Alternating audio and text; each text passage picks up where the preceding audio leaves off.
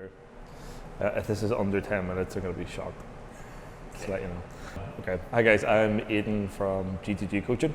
So today just want to discuss what sort of kind of got me into, I guess, the fitness industry.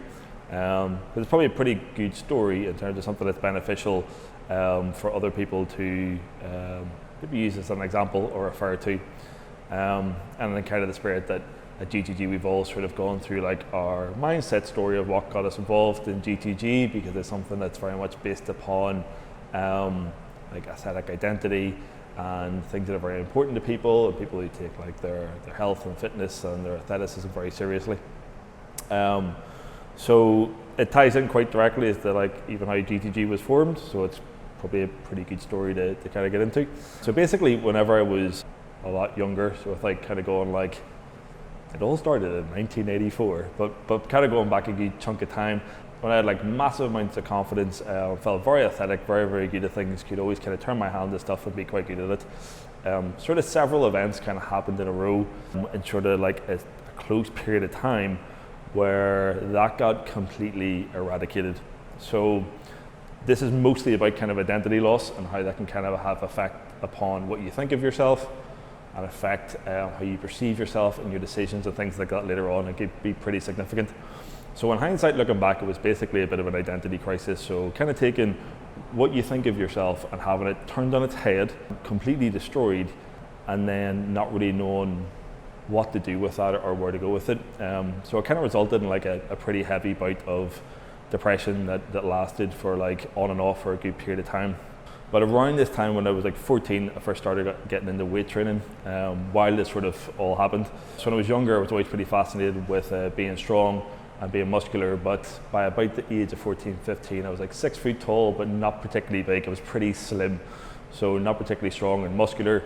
We want to get to that point. So as soon as I could get in the gym, I got in the gym at the age of 14 and started weight training. Now, whenever like the depression part hit, like weight training is a really good mood booster. It's great as an antidepressant. So it became basically like an anchor, more or less, in my life. And the one thing that I could kind of refer back to when everything else sort of felt like chaos. And in terms of having an identity crisis at that point, the only way I can describe it is looking at the way you are, not knowing how to interpret that and thinking it's flawed.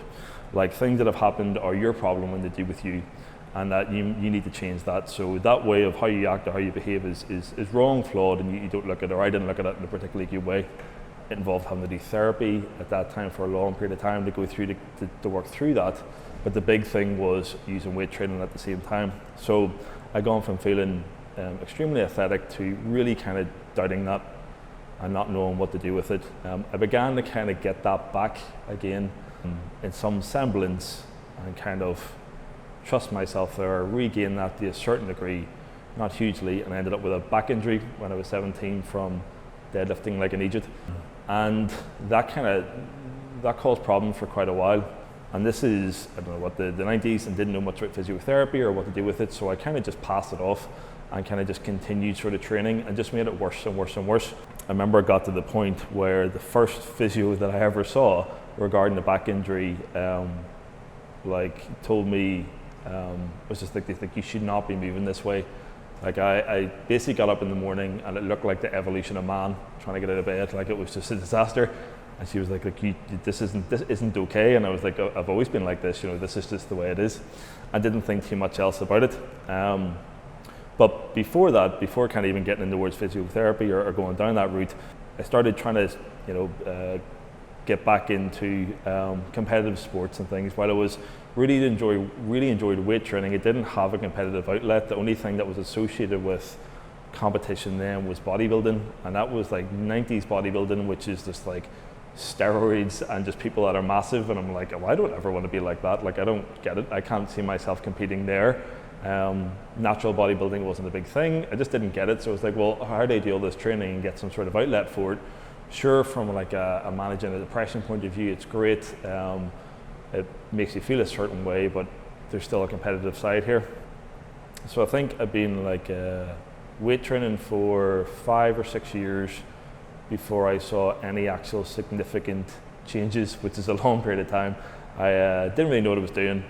all the information that you got was from magazines and things like this, or Bro Science. So I didn't have a clue, but for what it provided, and because I was making strength gains, I stuck at it. And that's a long period of time to do something without seeing much progress. But then it began to kind of kick in, and I learned a bit more, and I got qualified as a personal trainer, and knew a bit more and added to it, and my results kind of picked up. And at that point I was like, okay, I would like to find ways of challenging myself. I wanted to know more about things in journals, so I went and did a sports science degree to try and educate myself more. And at that point got reintroduced back into like competitive sports. So then I was playing rugby, I was rowing at university, and these were going fine, but all still sort of on the basis of one, still an athletic identity or an identity crisis, not really having confidence in these areas, to be honest, kind of doing them, but also probably not pushing as hard as I could. And I think in hindsight, using the back is a bit of a reason not to push as hard as I could, in case, I guess, all the concerns I'd led to believe would become a reality. So it's better to use something as an excuse and save yourself from that maybe outcome that actually you were never this athletic, you were never these things, you just fooled yourself. And it's better to live in denial than not have to push these things. That happened for a period of time. And then when I went to go to university and first started to go see a physiotherapist who knew what they were doing, because the first one I saw told me at the age of 22 that I was just getting old. I needed to accept it. Where the second physiotherapist, who was the sports physio for hearts, she knew what she was doing. She was really good, and just kind of gave me some feedback and things to do. And then I started to take my resistance training and weight training a wee bit differently because of the degree I was in, the people I was surrounded by. And when I did that, things started to change a lot. So my back pain went away. I went from having complete squatting fear to then it becoming like my favorite exercise. And things just started to shift. Mindset started to shift like quite a bit. And I was kind of like, okay, so, you know, what else do I kind of believe that maybe isn't true? I started exploring that one a wee bit more. And so I still had a massive love for getting stronger and resistance training. And even though I had other competitive outlets, that was still the main one. Like I would forgo any other training session, any other sport to weightlift. That became my priority. And then I had a friend who competed in powerlifting, and I didn't know about this beforehand. I had no idea what it was. It was pretty new back in like sort of early 2000s. And I was like, this is great. This seems like it merges what I like with the competitive outlet. So I started training for that, and going from a back injury and basically fear of lower body stuff to making my squat like the strongest lift that I had in that scenario, and then being like the person who squats the most in the gym, and then turning up to your first competition as a powerlifter and having like the biggest squat in the competition, was all crazy mindset shift. And that I began to kind of cling to that, so I now became like the strongest person in the gym at those stages, and like university gyms and things like this. And that was a real like identity latch. I latched onto this. It was a pretty big thing. And it seemed like the back issues were gone. This was fine. And I finished university and got into personal training. And I was trying to work my way up in strength and conditioning, doing a lot of free work and internships and things like this. And injuries began to become an area I got really interested in. And I noticed just people struggling to come back from injuries, or probably more than anything, struggling to understand why they happened. And then I ended up with another back injury that reoccurred. I think when I got into Olympic weightlifting, which was another box ticker, which was great and I loved. It kind of ticked everything for me. I hammered it like crazy, quite obsessively, and pushed it too far, and my back flared up. And I was like, okay, not a big deal, back off a bit, and then it flared up again, and then again, and then again. And the time it took for it to flare up began to get closer and closer and closer. And I couldn't explain it. And I remember people at the time saying, you know, it's psychological, it's in your head. I remember like lying on like the gym floor when this used to, like, our premises here used to be a lot smaller, like unable to get off the ground going for something that's in my head. It's really painful. I don't know what else way to look at this. So I couldn't understand what was going on. I was finding it very difficult to get answers from anyone as to what was going on. Okay. So then I basically wanted to find out what was going on in relation to injury and the questions I had. I couldn't really get them answered where I was, so I kind of just stopped, quit the jobs that I had, and just went off to the States to a place that kind of more or less specialised in it. And it was a really, really good learning experience, but it was also a massive period of discomfort. So that was a huge one going into there, where I went from feeling like I knew my stuff to going like, little fish in a big pond. And it was incredibly uncomfortable.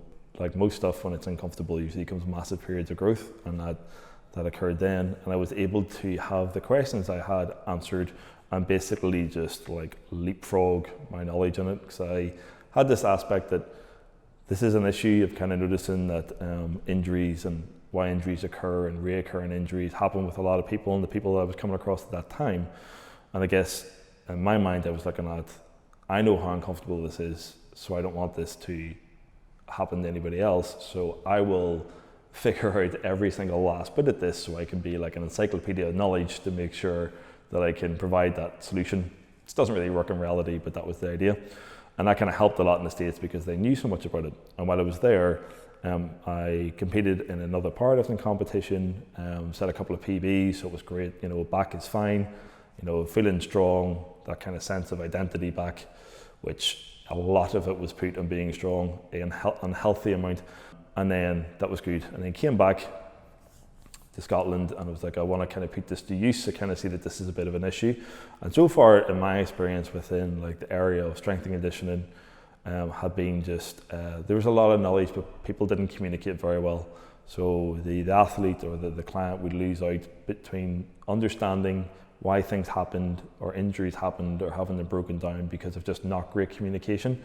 Where in the States, they nailed that. Like they based it upon communicating really, really well to their athletes, their clients, and within areas that was huge and had a big, big benefit. And I was like, wow, this could be, definitely done better where we are. So we're trying to kind of get better at that and educate myself more. I was pretty heavily involved in Olympic weightlifting. Again, really, really enjoyed it. It ticked the athletic box, the competitive outlet, strength, etc. And I was working in strength and conditioning, getting paid for it. I was also working as a personal trainer. I had another back injury and another one. And then they all just kept like coming again and again. So that idea of being strong and doing these things that initially I picked up so quickly and essentially kind of gotten recognition for that I wanted, etc., were gone. I couldn't do them anymore. So I was like, right, so what do I do now? So that's, again, that sense of athleticism where that thing I identified with, gone. So I was like, right, well, I can start playing around with body composition and seeing what I can do there. And I was pretty interested in nutrition in that area anyway. And I've been working with training some bodybuilders for competitions and things like that. And we had recently just started up a transformation program. So like, well, I'll take myself through the transformation program and see how that goes. So that's all about body recomposition. And I started that thinking like, having pretty negative aspects of how that would go, and ended up really enjoying it and actually getting a really good result from it, which kind of made me think, well, what else have I kind of convinced myself here of that I think is true that isn't? So that spurred that one off. Then to understand bodybuilding a bit more, I went to do a seminar down in London with a guy that I really, really respect. He had said, if you're going to take people through bodybuilding competitions, you need to know what it feels like. And that kind of ticked the box for me in terms of my belief system, because I believe in that heavily, of understanding what something feels like before taking someone through it. And I was like, okay, like I'm going to need to know how this feels, but this draws up a lot of insecurities. I don't know how this is going to go. If you ever watch some bodybuilding competitions on YouTube where you get like a bunch of people that look like they should be on stage, and then that one guy who looks like he's just walked in off the street, I was concerned with being that guy. I was like, this is going to go terribly. Let's just see what happens. So lo and behold, it didn't. It went really, really well. It was actually a massively rewarding experience. You get everything stripped off of you. In my experience, when it comes to bodybuilding, you get all your soothers, all your coping mechanisms, everything you have taken away, and you're just left with your raw self to get through a competition, and then you're basically fairly exposed at the end. And I loved it, and it was a massive learning experience, and one that was basically just like, let's say opening Pandora's box, but there was nothing bad inside. It's just something that ended up like having a huge identity shift in terms of how many things have I convinced myself of that aren't reality, and I couldn't go back on that. That was unable to close that again. And during that time, actually, when I was doing the competition, my back went again. So I had another back injury, and during that period, I managed to connect a lot of dots together in terms of research and experimentation as to where it come from. In hindsight, really what had happened was that I was so tied up with being strong that any time I would come back from an injury, I wouldn't really gradually build back up into it. I would just get in too fast and re-injure, and then think, it can't be the fact I'm loading too heavily or too aggressively, it must be something's wrong with my back. And at the same time, from the original back injury, I didn't particularly rehab that very well. There was a lot of areas of like tension and things that I needed to address, and I hadn't done any of that. I just loaded and loaded and loaded, and I was very strong, I can get away with it, but then at one point it went. And I didn't know how to have the patience to come back from that properly. And also, it really wasn't particularly communicated that that's how you do these things. Either that, or I didn't listen, which is a possibility as well. That I just didn't listen to that information and just chose to hear what I wanted. So off the back of that, when I finished the bodybuilding show, I got back into powerlifting. I gradually built back up again to the loads, and did what I needed to do, did the movements I needed to do to undo any bad habits that had come up, and that was it. The back injury never came back from that point again. But the interesting part was being so tied to all of that, and then kind of having it stripped away, and it being a really, really crucial thing, and then thinking like most of this was just psychological. Most of this is just in my head, and then seeing, well, what else is just in my head? So I went through a period of time after that of just basically subjecting myself to levels of discomfort and things that I thought might happen just to show that they wouldn't happen, and it worked, and it was very uncomfortable, but it was very, very beneficial. It was a huge growth period. Not necessarily recommended, but I was like, it was then easy to kind of see the amount of people that would struggle post-injury, struggle with their identity when it came to their athleticism or losing that, and the effect that could have. And I was like, I understand this, and I don't think that this is particularly well catered for or explained, and there's a better way of doing this. So following on from the change in terms of the bodybuilding aspect, I was like, can him and hand this all day long, or try and do something to address this? And so at that time, the two guys that started GTG with kind of spoke to them and said, we could do this and get in on this and make this a thing, and look at the areas that aren't addressed in terms of helping people with autonomy, communication, breaking down things that happen, and build something out of this that no one really caters for. And basically, they were keen for it.